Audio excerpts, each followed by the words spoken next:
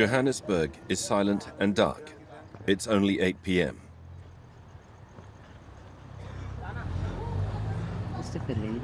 How are you? Good, good. You're on your way home? Yes. Oh. You guys got stuck with petrol? Yeah. And that guy standing outside the car? Oh, no, he loves you. Private security company, HMA, patrols the neighborhood impacted by load shedding. Power cuts lasting 2 to 4 hours affect each of the city's neighborhoods in turn.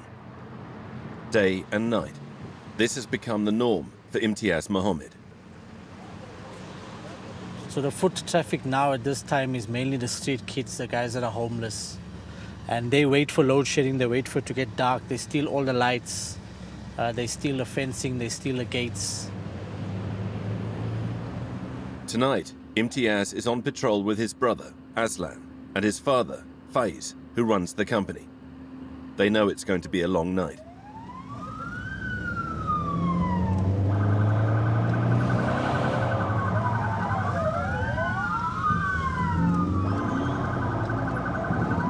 Yeah, it's an alarm in the restaurant, burglary alarm.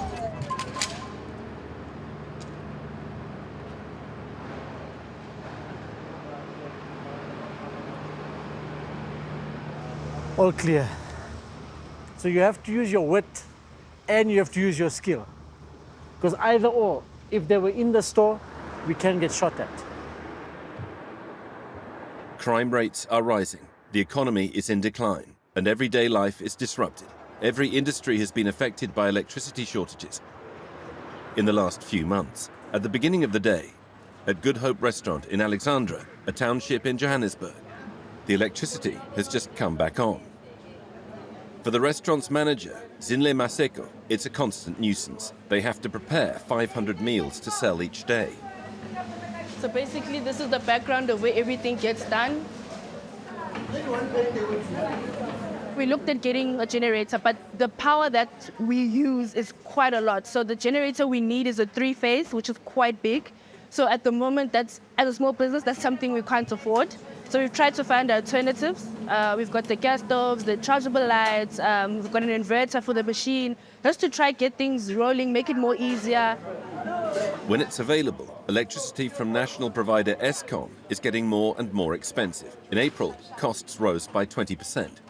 The solution for us is to change the political party running our country. We are dying with the political party we have, literally. This party is Nelson Mandela's ANC, which has been in power since 1994 and has been criticized for the mismanagement of national energy provider Eskom, which is riddled with corruption and debt. More than 85% of its electricity comes from old and badly maintained coal-fired power plants. Eskom is no longer able to keep up with demand. Soweto is South Africa's most well-known township, with its famous cooling towers at the decommissioned coal-fired power station. Eskom employees meet in a car park, planning to dismantle illegal electricity networks. Who's got a tester here? I've got one. Yeah. Okay, he's good also. This is the last meeting before they intervene. The police will assist the Eskom teams in the operation. We always experience resistance from the people that are staying there when we remove these networks. Because what we've picked up is where there's elements of cartels. We've got people that build these illegal networks and they are collecting money from the people that they are supplying them with electricity. Destination Chicken Farm, a shanty town in Soweto. This is where the illegal network begins. The first step is to cut the power to the Eskom transformer, then remove the cables, which are spread across the area. Let's go. As you can see, the type of conductors that have been used is bare conductors. They are not insulated, very dangerous.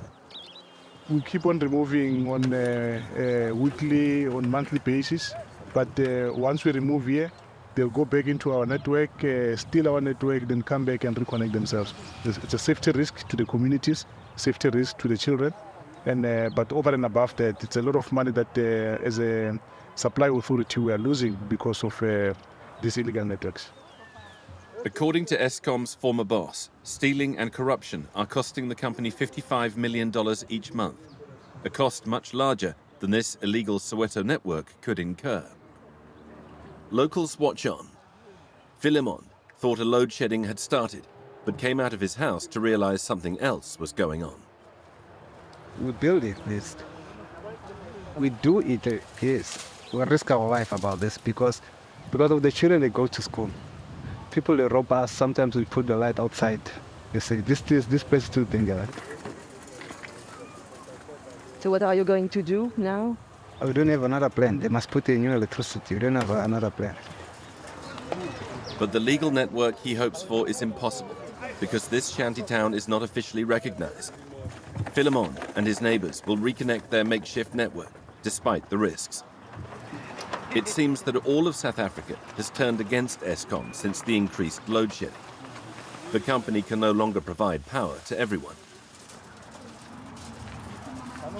Before the dawn of democracy, only 35% of the population of South Africa had access to electricity. Currently, as we speak, we're having over 95% of the whole country which has got access to electricity. So you can see that we have electrified a lot of people. So as a result, I guess we became victims of our own success. For the locals, this means sharing electricity, each waiting their turn. It's a calm early evening at Melly's Lounge in Soweto. The lights attract passers-by, specifically football fans on the street outside, watching a match between the Kaizer Chiefs, a local Soweto team, and another club from Johannesburg. A generator, bought second-hand at the end of last year, powers the screens, the lights, and the music. No small expense for Halombo Molefe, the club's manager and bookkeeper. It is expensive to get the generator and also to put petrol and also to maintain it. We use it every day. Load shedding, it's almost every day here. And it's not just once. It would go about maybe 3 times a day. Customers can come here and relax in the knowledge that the power won't be disrupted. But their numbers have dropped since the energy crisis began. It does affect the business because of the customers would worry about the safety of their cars and even themselves when they get out when it's stuck. System D may allow some to continue doing business, but it may put South Africa's economy at risk. The country's GDP could fall by 5%. Even in Amarantia, a more affluent neighborhood, all is dark. The streetlights don't work during load shedding.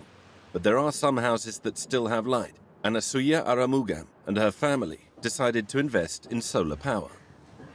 We are now in a room in the house which has the solar installation. What we have here are 2 inverters, and these are the batteries, and then this is the changeover box. Should ever the inverters fail, we would then be able to switch over to get electricity from Eskom, from the government. Our plan was to go completely off the grid. We did not want to be dependent on Eskom for supplying power. For now, they have 2 inverters, 2 batteries, and 9 solar panels. 9 more panels are on their way. This €12,000 setup produces 11 kilowatt hours per day and a gas cooker to boil water for tea. Comfort has been restored for Anasuya and her mother. I actually had to stop my studies last year because it's just too difficult by candlelight and even with the laptop to actually be able to study.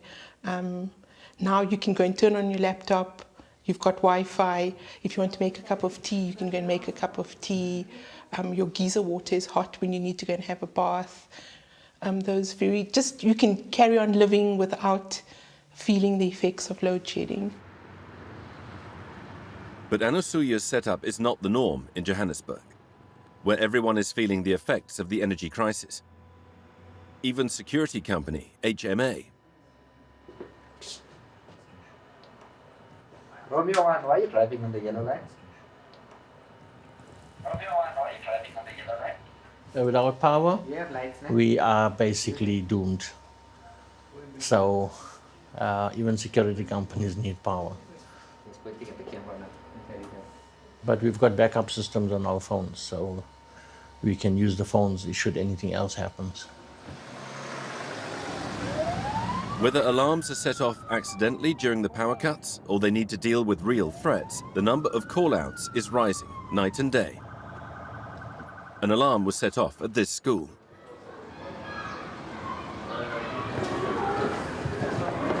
They had another break-ins when power shedding, then they cut the electric fencing to get into the school to steal the computers and stuff. That's what they do. After inspection, there is nothing to report this time.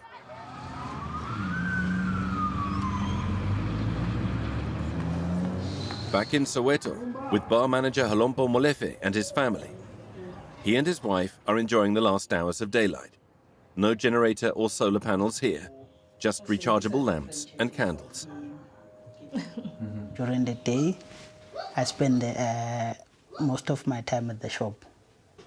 So at night, at least I'll have that time to focus on the bookkeeping side of things.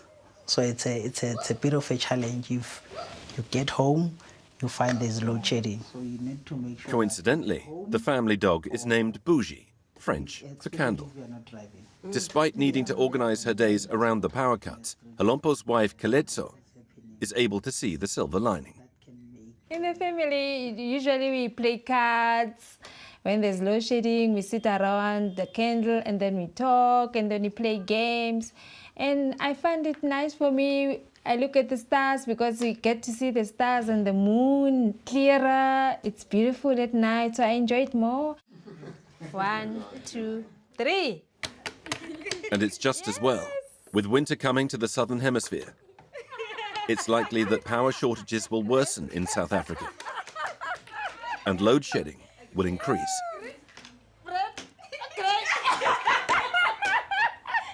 Yeah, she got it. It's right. She got it. She's the winner. She's the winner. So it's my turn.